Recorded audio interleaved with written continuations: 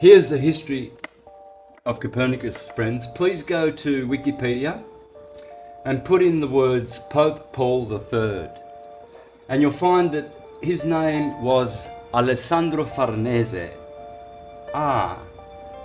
Would that be one of the richest elite black nobility Venetian families of history, who came from Persia to Rome?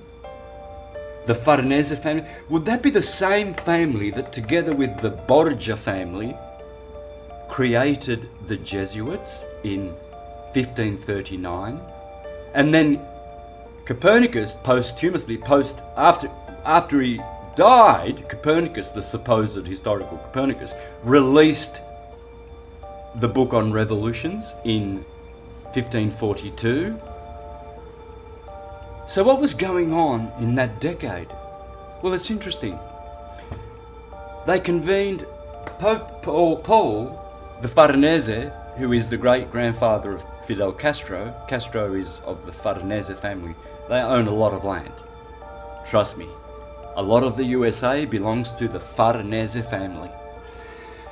These guys were the globalists, because already people had been going across the Atlantic. They knew the earth was, the sea was level. They knew that it was a stationary earth. So they had to make a container of all the known lands that they controlled.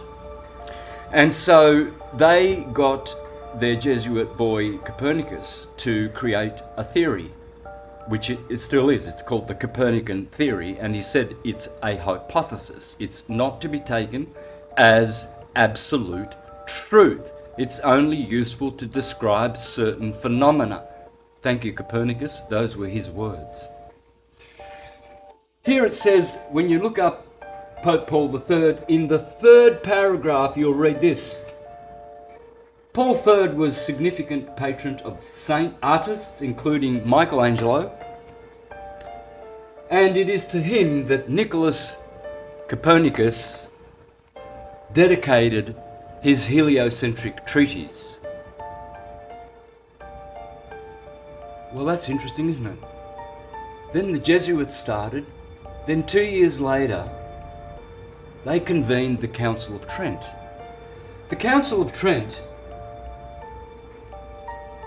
lasted 18 years. Now, there had been 21 councils in the 2,000-year history of the Catholic Church. 21 councils. In 1545 to 1563, 18 years, the Jesuits and the Copernican model, they gathered in Trent, the Council of Trent, for 18 years. All the other 20 councils only lasted 1 year, 2 years, 3 years, 4 years, and one, the longest one, was 5 years.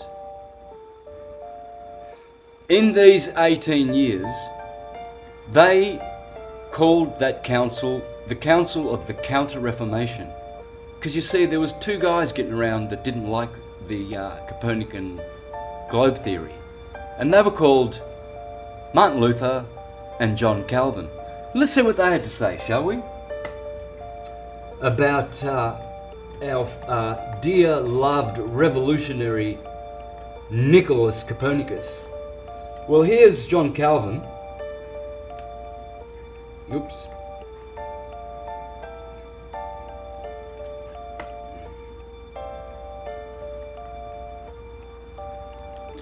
Get this smudge off here so I can read.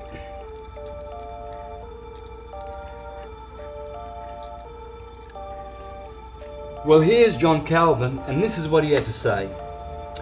We will see some who are so deranged, not only in religion, but who in all things reveal their monstrous nature, that they will say that the sun does not move, and that it is the earth which shifts and turns. Referring to Copernicus, of course, the Jesuit, because he was a Protestant. When we see such minds, we must indeed confess that the devil possesses them. The Satanists, the globalists with all their globalist agendas, are Satanists. the globe model is the new world order model, is Lucifer, Satan's model. You've all been deceived. If you're a globie, you have all been deceived. And this is the greatest lie. The bigger you tell them, the bigger they fall. He went on to say, and that God sets them before us as mirrors in order to keep us in his fear. He keeps these stupid globies as mirrors so that we refuse to submit to the herd mind and the science, which hasn't been proven, and we think for ourselves because we are intelligent. What about Martin Luther, his friend over in Germany? There is talk of a new astrologer who wants to prove that the earth moves and goes around on the sky. It goes around, instead of the sky, the sun and the moon. Just as if somebody were moving in a carriage or ship might hold that he was standing still and at rest while the earth and the trees walked and moved. But that is how things are nowadays. When a man wishes to be clever, he must needs invent something special. And the way he does it must needs be the best.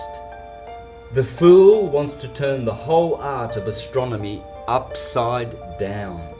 However, as Holy Scripture tells us, so did Joshua tell the sun to stand still and not the earth.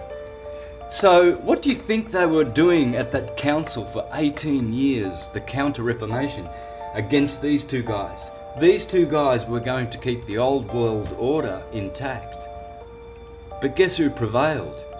Oh, well, they started a 30-year war, didn't they?